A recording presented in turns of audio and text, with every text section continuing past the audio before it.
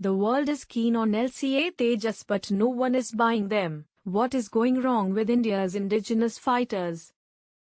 Minister of State for Defence Ajay Bhatt, in a written response to the questions raised by Srimati Queen Oja and other parliamentarians, said that Hindustan Aeronautics Limited, HAL, has responded to the request for proposal, RFP, issued by the Royal Malaysian Air Force, RMAF, for 18 fighter lead-in trainer, light combat aircraft, FLIT LCA, offering the LCA Tejas twin-seater variant.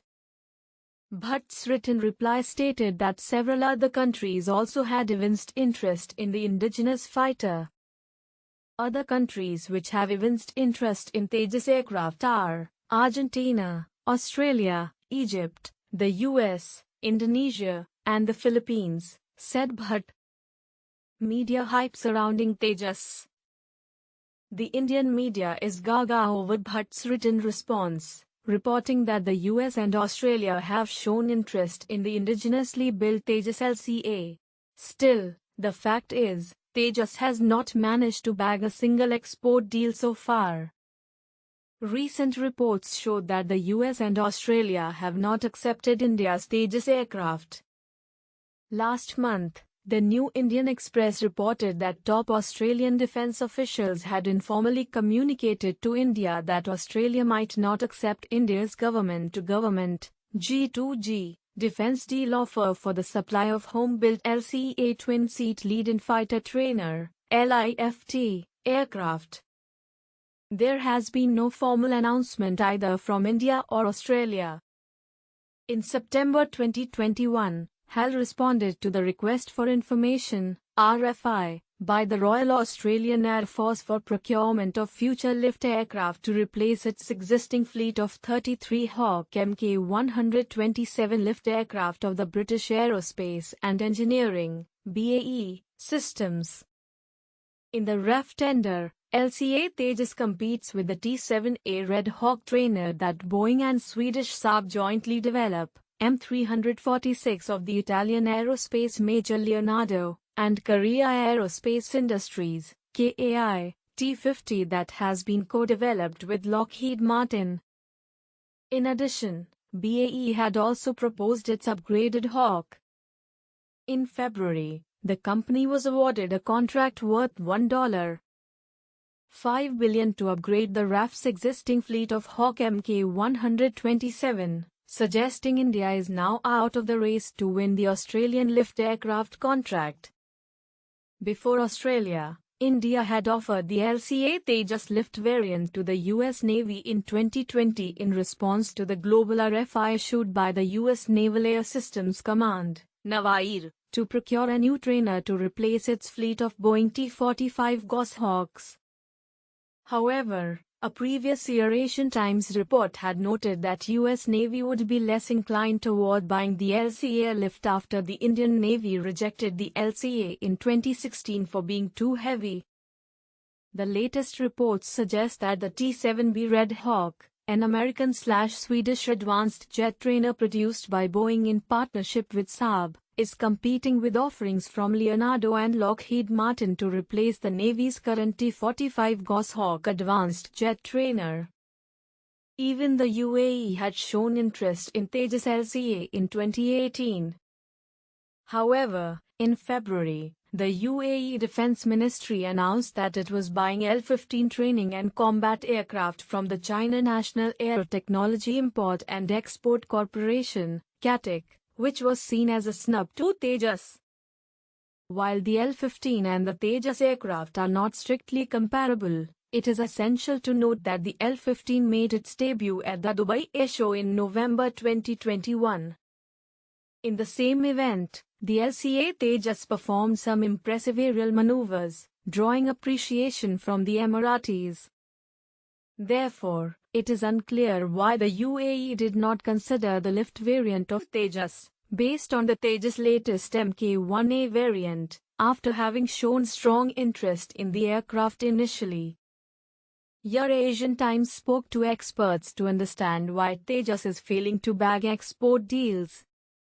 Indian defense analyst Girish Lingana thinks that the open architecture of the Tejas Mk1A could be one of the reasons. The open architecture computer systems allow the HAL Tejas to incorporate Russian and Western armaments, giving an edge to the Indian-made light fighter. However, Lingana explained that open architecture means that there is still much left to be desired after successfully procuring a Tejas. However, this is left to the client.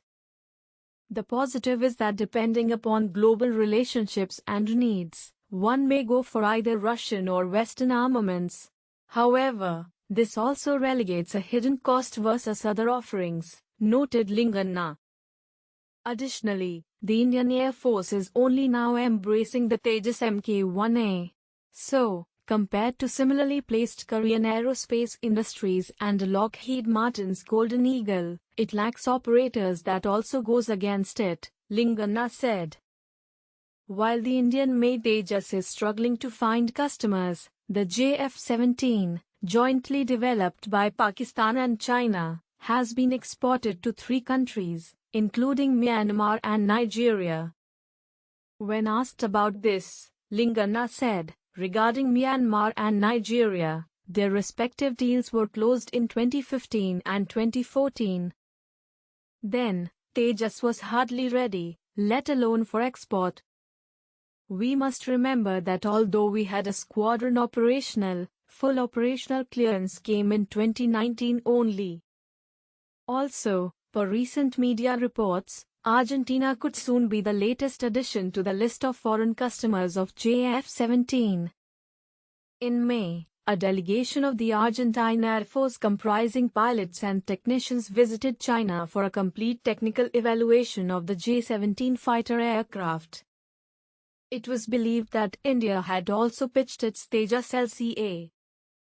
However, the presence of British-made components in the aircraft appears to be a significant obstacle for Tejas, just like the French Dassault Super re-tendered aircraft that Argentina intended to purchase but was unable to because of the arms embargo over the British-made Mk6 ejection seat used in the aircraft. Pakistan and China are backing the JF-17 fighters. China has a lot of experience supporting exported products and a good reputation, veteran YAP fighter pilot squadron leader Vijayender K. Thakur told Asian Times while noting that Tejas exports are being backed up by HAL, which is yet to build a market reputation.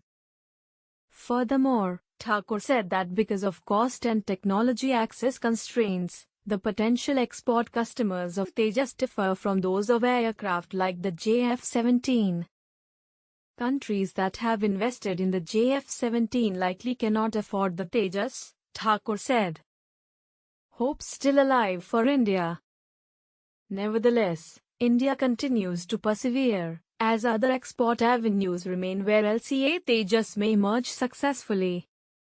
For example, India appears to be in talks with the Egyptian Air Force about a potential deal to sell Tejas Mk1A, as part of which India has offered to set up joint production facilities for the aircraft, as per a recent Asian Times report. Furthermore, Tejas Mk1A has reportedly emerged as one of the final contenders for the Royal Malaysian Air Force's RMAF's contract for light fighter aircraft, besides the Turkish-made Hurjit and the Korean-made F-50. Tejas may have an advantage in the case of the RMAF contract because of its relatively low per-unit cost and HAL's offer of the package deal, which includes setting up a maintenance, repair, and overhaul (MRO) facility in Malaysia for its fleet of Russian-made Sukhoi Su-30 fighter jets.